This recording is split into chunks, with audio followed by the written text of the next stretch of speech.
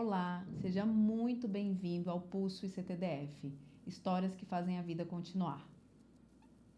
Esse é um espaço dedicado a todos aqueles que acreditam que a inovação e a inteligência artificial têm muito a contribuir com a medicina e com o cuidado ao paciente.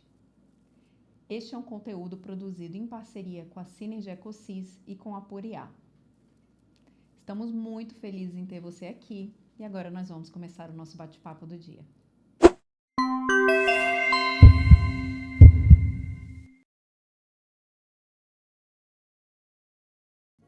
Doutora Natália, seja muito bem-vinda a mais um episódio do Pulso. E, primeiramente, eu queria escutar um pouquinho de você, da sua história e o que fez você chegar até a hepatologia. Bem, obrigada pelo convite. Eu me chamo Natália Trevisoli, sou médica hepatologista e há 11 anos eu trabalho no Instituto de Cardiologia e Transplantes do Distrito Federal. É uma instituição que eu tenho a alegria de fazer parte, justamente porque fez muita diferença na vida dos pacientes portadores de doenças do fígado aqui em Brasília. O programa de transplante do Instituto teve início em 2012 e atualmente a gente conta com um enorme número de pacientes transplantados com altíssimos índices de sucesso. Que legal. E para quem nunca ouviu falar, o que é um transplante hepático? O transplante hepático é um procedimento cirúrgico em que ocorre a substituição do fígado doente por um fígado saudável a partir de um doador, que pode ser falecido ou vivo. E por que alguém precisa de um transplante desse tipo? A grande indicação de transplante de fígado é a cirrose.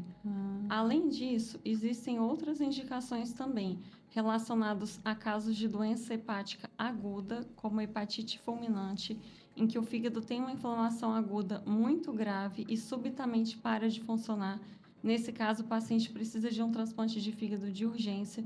E casos também de tumores primários do fígado, no caso do hepatocarcinoma, em que o transplante também pode ser o melhor tratamento para o caso em questão. O transplante, no caso, ele é sempre um avanço da doença? Porque você comentou aí 2 casos que parece que é algo bem súbito, ou normalmente é uma progressão da doença que pode ser evitado? Depende do caso. Então, por exemplo, quando a gente pensa na principal indicação de transplante, que é a cirrose, a gente precisa voltar e pensar quais são as principais causas de cirrose. No mundo todo e no Brasil também, as principais causas são hepatites virais crônicas, então a hepatite B e hepatite C, doença gordurosa relacionada à disfunção metabólica, que é a gordura no fígado, e doença hepática relacionada ao álcool. Quando pensamos no início da história natural dessas doenças, caso o paciente seja vacinado para hepatite B, ou tenha o tratamento adequado para essas hepatites, ou não faça abuso de álcool, ou controle fatores de risco metabólicos, a fim de que essas doenças não progridam, pensando a longo prazo, sim, o transplante pode ser evitado. Porém, no paciente que já é portador de cirrose, em fases descompensadas da doença, ou seja, o fígado do paciente exibe sinais de funcionamento inadequado, que são ascite, que é líquido no abdômen, icterícia, que é a coloração amarelada da pele, encefalopatia, que é uma desorientação relacionada ao fígado, e hemorragia digestiva causada pelo rompimento de varizes de esôfago. Nesses casos, o paciente precisa, sim, ser avaliado para transplante de fígado. O transplante é o único tratamento curativo atualmente disponível para a cirrose. No caso de doenças hepáticas agudas, as principais causas são infecções virais agudas e medicamentos. Não só medicamentos tradicionais, mas também suplementos e fitoterápicos. Então, é importante alertar a população que ervas, chás, suplementos podem ser tóxicos ao fígado e não devem ser usados de forma indiscriminada. Existem casos de transplante relacionados, por exemplo, a chá verde, a cúrcuma, a maca peruana e, claro, casos de doenças mais leves que cursaram com lesão hepática sem precisar de transplante, causada por uso indiscriminado de substâncias fitoterápicas também. Uau, doutora, essa informação é muito importante, porque a gente acha que é natural, então é inofensivo, e aí pode sobrecarregar o nosso fígado. Sim, com certeza é importante frisar que nem tudo que é natural é inofensivo. Aham. E aí, quais são os casos, assim, que você viu de maior alerta para quem está nos ouvindo aqui?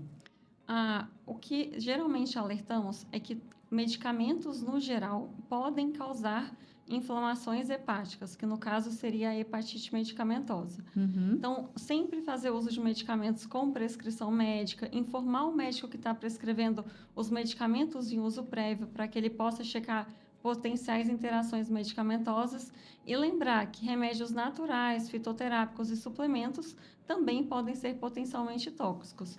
Mas voltando no que estávamos falando das principais indicações, eu vou frisar também que, além da cirrose e de doenças hepáticas agudas cursando com hepatite fulminante, o hepatocarcinoma é uma importante indicação também de transplante no caso de receptores adultos, ou seja, de pessoas adultas que precisam de um transplante de fígado.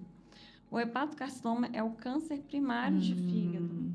Ele ocorre em 80 a 90% dos casos em um fígado já cirrótico, o que torna o tratamento bastante desafiador, porque são duas doenças concomitantes que, por si só, têm desafios no tratamento: a neoplasia, o câncer de fígado, e a cirrose. Assim como os casos de cirrose que levam a transplante por descompensação, os casos que levam a transplante relacionados ao tumor primário de fígado também são principalmente relacionados a álcool, hepatites virais crônicas e doença gordurosa relacionada à disfunção metabólica.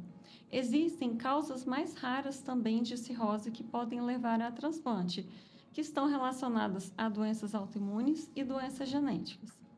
Entendi. Então, pelo que eu vi aí, que eu ouvi você falando, tem uma questão viral, que aí você pode contrair uma doença e que a vacina, ela seria a melhor forma de prevenção. Tem uma tendência muito grande para uma questão de hábito de vida, que aí seria consumo de álcool, de gordura, e tudo isso. E a terceira seria.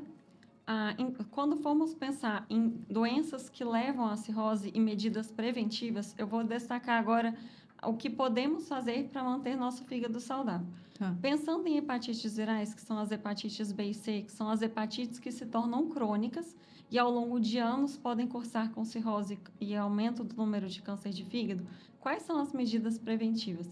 Então, existe vacina para hepatite B, que idealmente deve ser universal. Existem potentes antivirais para hepatite B que controlam a replicação viral e nos pacientes que têm indicação deve ser oferecido o tratamento com esses medicamentos.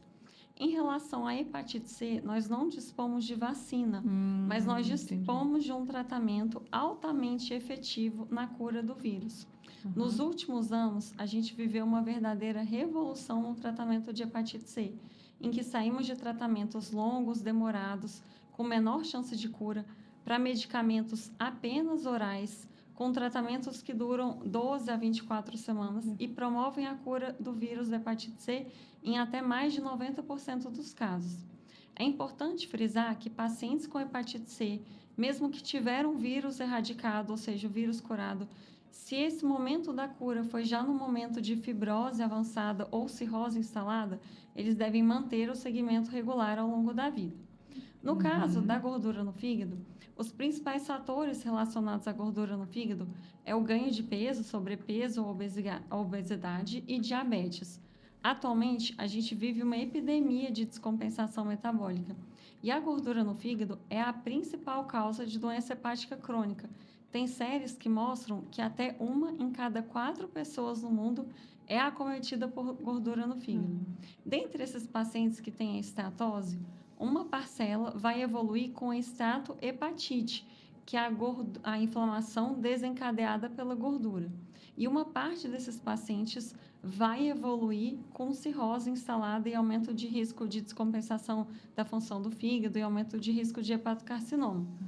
Nesses pacientes com esteatose hepática, muitas vezes, pelos fatores de risco em comum, ocorre um aumento importante do risco de doenças cardiovasculares, infarto, AVC, etc.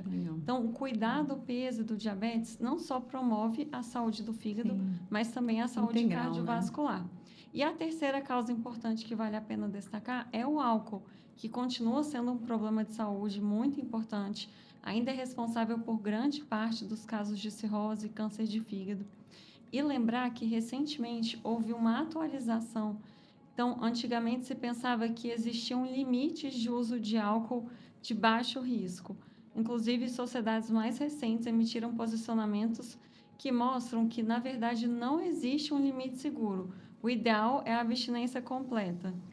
E vou lembrar também que no que tange a fígado, o que importa é a média diária consumida de gramas de álcool muito elevada. Não importa se o paciente faz uso de álcool apenas nos finais de semana, que não faz uso de álcool durante a semana, que não tenha questões neuropsiquiátricas relacionadas ao álcool, mas se a média diária é muito alta, quanto maior, mais risco, ele pode sim vir a ter problemas hepáticos. E o álcool também pode atuar como sinergismo com outros fatores. Então, por exemplo, o paciente tem sobrepeso, diabetes e consome álcool num nível moderado a aumentado. Então, o álcool pode fazer sinergia em termos de lesão e fazer a evolução da doença ser mais acelerada.